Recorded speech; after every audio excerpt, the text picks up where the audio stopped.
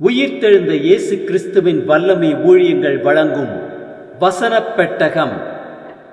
இயேசுவே கர்த்தர். இயேசுவையே தேவன் ஆண்டவரும் கிறிஸ்துவுமாக்கினார். இயேசுவே ராஜாதி ராஜா, கர்த்தாதி கர்த்தா. கிறிஸ்துவே மரித்தோர் மேலும் ஜீவனுள்ளோர் மேலும் ஆண்டவர். கிறிஸ்துவே போதகரும் ஆண்டவருமாயிருக்கிறார். வசனப் பெட்டகத்தின் இன்றைய தின கருப்பொருள் அபிஷேகம். கர்த்தர் தாம் அபிஷேகம் பண்ணினவரை ரட்சிக்கிறார். அபிஷேகத்தை குறித்ததான வேத வசனங்களை பார்க்கலாம். 2 சாமுவேல் 22:51 வாசிக்கிறோம். தாம் ஏற்படுத்தின ராஜாவுக்கு மகத்தான ரட்சிப்பை அளித்து தாம் அபிஷேகம் பண்ணின தாவீதுக்கும் அவன் சந்ததிக்கும் சதா காலமும் கிருபை செய்கிறார். 1 சாமுவேல் 26:9 வாசிக்கிறோம். தாவீது அபிசாவை பார்த்து, அவரை கொல்லாதே, கர்த்தர் அபிஷேகம் பண்ணிவித்தவர் மேல் தன் கையை போட்டு குற்றமில்லாமல் போகிறவன் யார் என்று சொன்னான். 1 நாளாகமும் 16:22 வாசிக்கிறோம். நான் அபிஷேகம் பண்ணினவர்களை நீங்கள் தொடாமலும் என்னுடைய தீர்க்க தரிசிகளுக்கு தீங்கு செய்யாமலும் இருங்கள் என்றார்.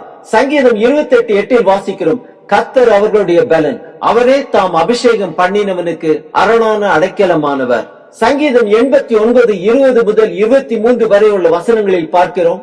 என் தாசனாய தாவீதை கண்டுபிடித்தேன், என் பரிசுத்த தைலத்தினால் அவனை அபிஷேகம் பண்ணினேன்.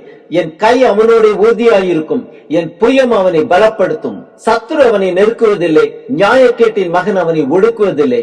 அவன் சத்துருக்களை அவனுக்கு முன்பாக மடங்கடித்து அவனை பகைக்கிறவர்களை வெட்டுவேன். சங்கீதம் 92:10 வாசிக்கிறோம். என் கொம்பை காண்டாமிருகத்தின் கொம்பை போல உயர்த்துவீர், புது எண்ணெயால் அபிஷேகம் பண்ணப்படுகிறேன். சங்கீதம் 84:9 வாசிக்கிறோம். எங்கள் கேடகமாகிய தேவனே, கண்ணோக்கமாயிரும், நீர் அபிஷேகம் பண்ணினவரின் முகத்தை பாரும். சங்கீதம் 23:5 வாசிக்கிறோம்.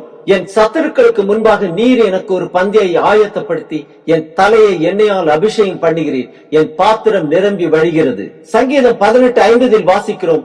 தாம் ஏற்படுத்தின ராஜாவுக்கு மகத்தான ரட்சிப்பை அளித்து தாம் அபிஷேகம் பண்ணின தாவீதுக்கும் அவன் சந்ததிக்கும் சதா காலமும் கிருபை செய்கிறார்.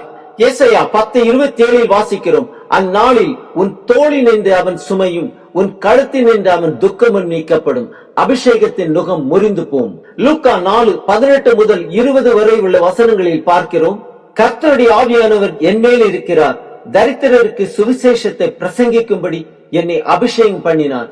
இருதயம் நறுங்குண்டவர்களை குணமாக்கவும், சிறைப்பட்டவர்களுக்கு விடுதலையையும், குருடருக்கு பார்வையையும் பிரசித்தப்படுத்தவும், நொறுங்குண்டவர்களை விடுதலையாக்கவும், கர்த்தருடைய அனுக்கிரக வருஷத்தை பிரசித்தப்படுத்தவும் என்னை அனுப்பினார் என்று எழுதியிருக்கிற இடத்தை அவர் கண்டு வாசித்து புஸ்தகத்தை சுருட்டி பணிவிடைக்காரனிடத்தில் கொடுத்து உட்கார்ந்தார்.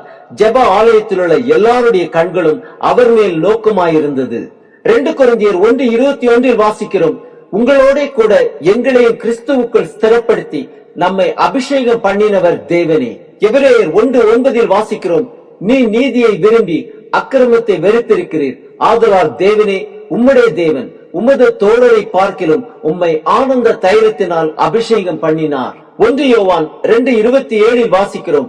நீங்கள் அவராலே பெற்ற அபிஷேகம் உங்களில் நிலைத்திருக்கிறது, ஒருவரும் உங்களுக்கு போதிக்க வேண்டியதில்லை.